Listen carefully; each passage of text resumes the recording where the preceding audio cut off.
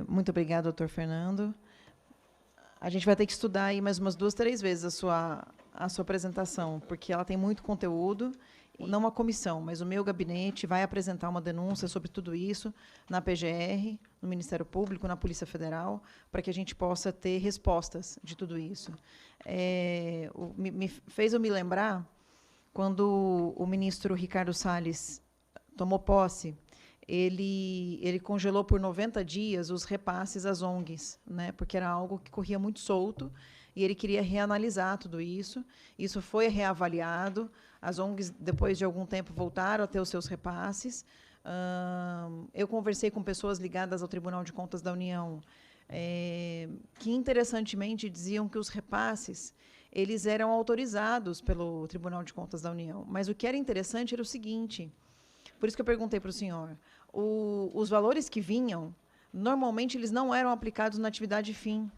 Eles eram aplicados muito mais em marketing, em viagens internacionais, em salários monumentais dos diretores dessas ONGs. E o que o senhor me disse agora no final, nos disse a respeito da separação na Constituição Federal do que é indígena, do que é meio ambiente, isso precisa ficar muito bem documentado e ser lembrado semanalmente aqui nessa comissão.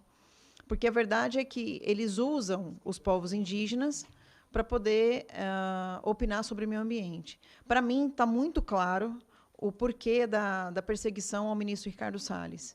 Ele tocou no ponto mais nefrálgico que existia em relação a todo esse dinheiro que roda, com pessoas importantíssimas no país e no mundo, Jorge Soros, Lehman, Fundação FHC, entre outras todas, que ainda fica a pergunta, qual é o objetivo dessas pessoas?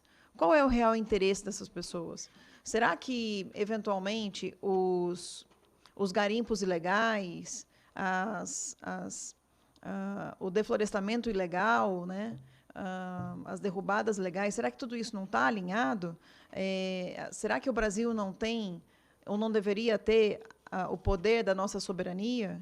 Quando o Macron falou aquela frase que o senhor deixou bem explícito aqui, né, sobre a nossa Amazônia, nossa Amazônia nossa, brasileira, e ele chamou de nossa como sendo dele e do mundo, eu fiz um vídeo em espanhol, quisera eu falar francês, para poder deixar claro que a nossa soberania é algo que a gente não vai abrir mão. Eu acho que o seu discurso ficou bastante claro nisso tudo. Vou pedir para o senhor outras oportunidades para a gente sentar, eu com o nosso gabinete, para a gente poder desenhar essa denúncia.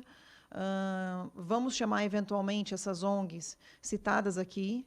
Quero chamar o Tribunal de Contas da União, quero expor esses valores todos, e eu acho que eles têm que dizer para a gente aonde é que está todo esse dinheiro, esses milhões de dólares que vieram para o Brasil nos últimos anos e aonde eles foram aplicados.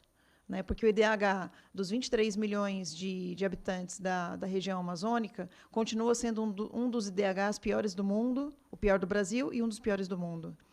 Onde está esse dinheiro? Para o que foi, onde foi investido no desenvolvimento dessas pessoas, né? Então, eu acho que tem muito a ser respondido. Acho que essa audiência, humildemente, na minha opinião, é a primeira de muitas que a gente deve fazer, porque esse assunto vem sendo pouco discutido, e eles têm, sim, infiltrado as pessoas no Legislativo, dentro do Ministério Público, no Judiciário, e em tantos outros lugares, para poder formar uma rede que ainda não ficou claro para mim a intenção.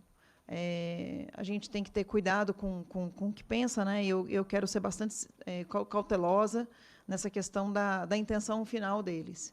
Mas, observando a quantidade de dinheiro que entrou, o IDH humano dessas pessoas envolvidas, tanto indígenas quanto os vídeos que nós vimos aqui do MST, pedindo, pelo amor de Deus, nos ajudem, né?